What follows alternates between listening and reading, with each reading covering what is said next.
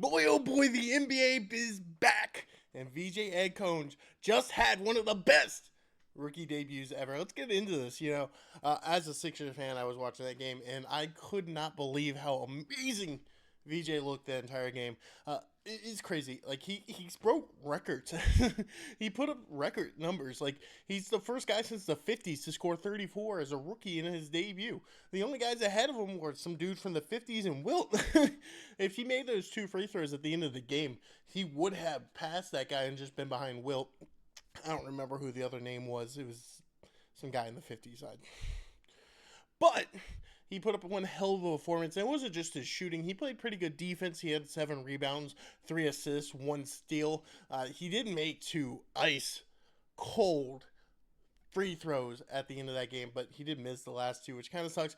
But it doesn't matter. It was a fantastic debut alongside Tyrese Maxey dropping 40, and we kind of needed VJ to look this good coming into this game, given the fact that Embiid was kind of ass. So basically, I'm going to be just talking about the Phillies 76er game versus Boston and kind of going over my thoughts with it. Obviously, VJ Edge Cone, oh my gosh, just had one of the greatest rookie performance, especially in the modern day. You do not see rookies looking this good in their first game in the modern day, and he looked like an absolute stud.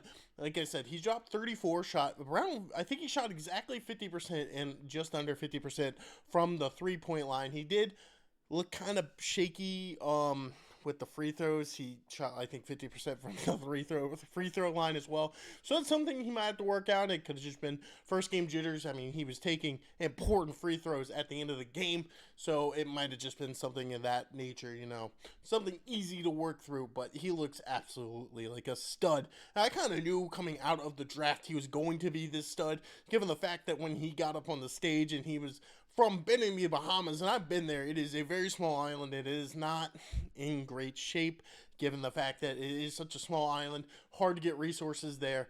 He even said that there would be nights he didn't have power, or they were living off of a generator, and now he's in the NBA looking like an absolute stud. It is a feel-good story, and I hope he can keep it up.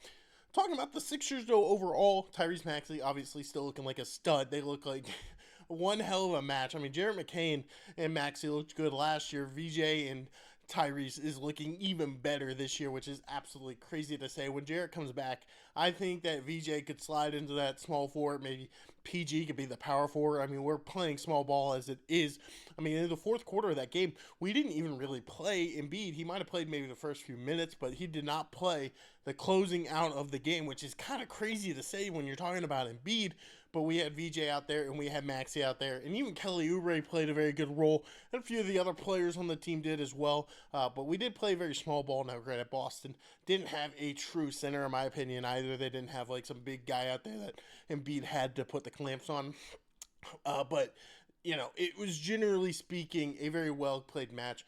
For the Celtics side of the match overall, Jaylen Brown looked fine. Peyton Pritchard and Derek White, they both struggled a little bit shooting, but they both kind of got better as the game went on. I was a little shocked the last couple of shots that the Celtics put up came from Pritchard and not Brown, or at least White.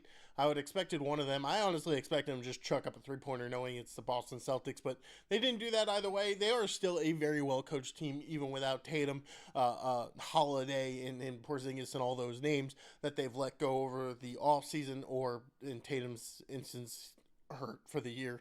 But they did look still pretty good. I think they will be probably a playoff team in the West. They might, or not West, in the East. They might be a play-in team. I mean, Jaylen Brown is good enough to single-handedly carry a team to quite a few wins. And Derek White is no slouch himself. He looked pretty good in this game. I think he dropped like 22 points or something like that. Peyton Pritchard, obviously a fantastic three-point shooter. So they still have some pieces around that team, and I think they are very well coached. And I think the Celtics will still compete. But this game was all about what Philly was doing with Vijay Edgecombe. What he was doing was the story of the game. And Cooper Flagg is playing right now against Victor Wembanyama. And Vijay Edgecombe might have just outperformed what Cooper Flagg could do today. Like, there's very little of a chance Cooper Flag to go out there drop more than 34 points. He might put up more stats in some of the other areas like rebounds or steals or something, and that could be the only way that he could really compete with VJ. It's kind of crazy to think because like I thought VJ was going to be good, but I thought it was going to be like a Jarrett McCain thing where maybe he puts up like 15, 20 points through the first few games. Nothing crazy, and then he led the team in scoring out of the first quarter, and you're like, damn.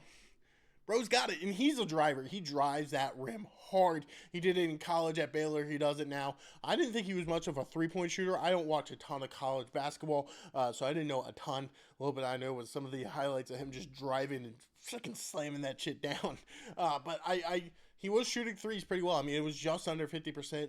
Overall, he shot 50% the whole game, which is pretty damn good. I mean, Tyrese Maxey on his part, he was like 7 for 9 from 3, which is absolutely insane numbers. So both of those guys were just absolutely killing it. I mean, Maxey gives you 110% every time he touches that court. As long as he stays healthy, VJ stays healthy, and maybe Embiid or Paul George, one of them decides they don't want to spend half the season sitting on the bench, the Sixers could be the best team in the East, to be honest with you. They've drafted extremely well with these picks these last couple of years with Maxey a little bit ago, and last year with McCain, and this year with VJ. Obviously, it's one game, so VJ not guaranteed. But when you come out and put on that type of performance against a very well coached and a very well defensive oriented team like the Boston Celtics, you're showing some type of flash of elite skills. He also looked great during the preseason. I know his last preseason game, I think he dropped like 26 on the Timberwolves. Now, granted, I don't know how many like actual players are playing in that game. Like obviously Ant or anybody like that wasn't out there on the court, but overall it is still an amazing performance. Let me know what you guys think about VJ's performance or that game. Or any other game that happened today.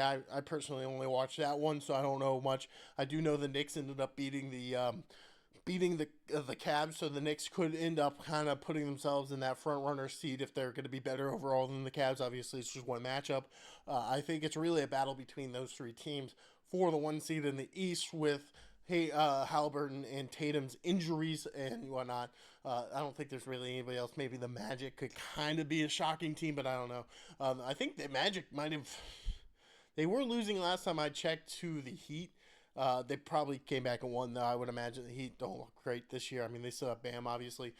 Brooklyn, I know, got beat down by by the Hornets. But yeah, let me know what you guys think about this. I'm glad basketball back. This has been a fantastic first 2 days of NBA. We've had classic games throughout them both. I'll see you guys in the next one.